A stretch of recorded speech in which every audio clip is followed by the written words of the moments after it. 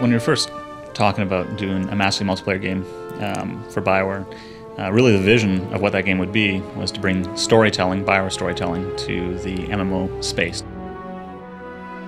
Star Wars, I know I associate it very much with the incredible legacy of storytelling. It's like the myths of our age. People are still very familiar. Little kids know the story of Star Wars. They know all these elements. In the 30 years of Star Wars, we have developed countless stories across the movies, the TV shows, and the films, and the video games. Destroy the entire planet.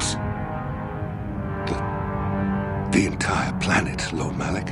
BioWare has a really strong background in developing strong characters and story, and so from the get-go, I think it was a really great collaboration between the two companies. And from our perspective, I think we gave BioWare a lot of latitude to kind of flesh out this universe. With the Old Republic, we're trying to capture those iconic moments from the movies. It's a huge thrill to be able to develop a game set in the Star Wars universe, much as we did with Knights of the Old Republic. The way we approach this is with reverence and respect. The Old Republic takes place 3,000 years before the rise of Darth Vader and the events of the modern movies, and about 300 years after the original Knights of the Old Republic. The Sith Empire has returned. There was a giant invasion. There was a war that lasted for decades that ended in a very shaky peace treaty. These are the events you get to see during the cinematics pieces. Now it's been a little bit more than a decade, and a new generation is coming up, and they're seeing that the peace is obviously not going to hold. And these new people, who the players are going to be taking care of, these are the next generation of heroes. It's a time period where there are thousands of Jedi and thousands of Sith, and they're fighting in a huge galactic war.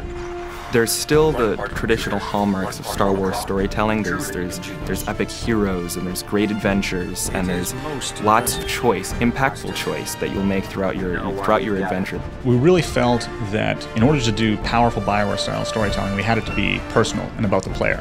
And the best way to do that was to have the story based around the class choice you made at the beginning. Are you going to be a bounty hunter? Are you going to be a Sith warrior? Are you going to be a Jedi Knight? You should have a completely different story depending upon that. As we've gone through various builds and betas, I miss characters that I've rolled, and I'm very disappointed that they're gone. And I want to be able to play them again. It's not just the story, the entertainment value, it's really an attachment to the character is what that story leads to. Wow, we're really meeting Mandalore. Oh, this is going to be incredible. LucasArts has provided a great deal of the voiceover work, the music work, the sound effects work, and that's been this absolutely awesome experience. Of course, there's a great deal of VO in this game. Being able to breathe life into these stories that BioWare has written with really talented actors and really talented voice directors has been a thrill. Criticism. Capture and imprisonment are inefficient procedures, Master. Consider adopting an all disintegrations policy. There are many different relationships in the Old Republic. On the one hand, you can have companion characters, and you can develop friendships, dislike, and everything in between with them as you adventure together. Moreover, you play with other people in this MMO. It's a social experience. You develop friendships online as you adventure together through a galaxy that's set thousands of years before the Star Wars movies. I lose sight of the mechanical aspect of it, which to me is the perfect thing for an RPG. I'll lose myself in the stories, I'll lose myself in what's going on. I always find myself wanting to explore our enormous worlds and wander over a ridge and see how to get to the next new area.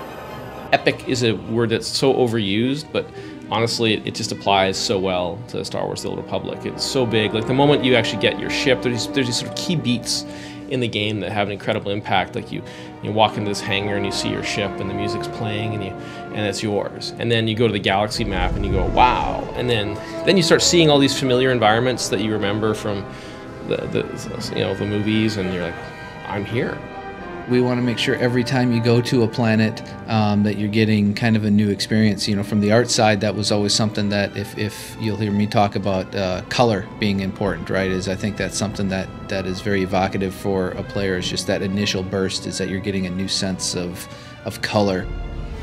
The audio guys come in with sound, right? So those things that speak to you at a more emotional level, a deeper level, are things that we try to hit very first off. We started out with Korriban was our first world that we developed, and We worked hard to develop the look and feel of the game and how we wanted the art style not to look old after a while. So we kind of came up with this kind of stylized realism.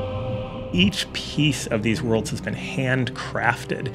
Every corner you go around has something new and interesting and something different. Star Wars: The Old Republic has come together amazingly well. I've been surprised multiple times over the course of the project. One of the biggest things was just how cinematic the game has become. I've played all the different classes. There really aren't any bad choices. I think people will probably gravitate towards some of their favorites, but I think they would be doing themselves a disservice if they didn't really branch out and create some other different character types and really get a sense of what this universe has to offer.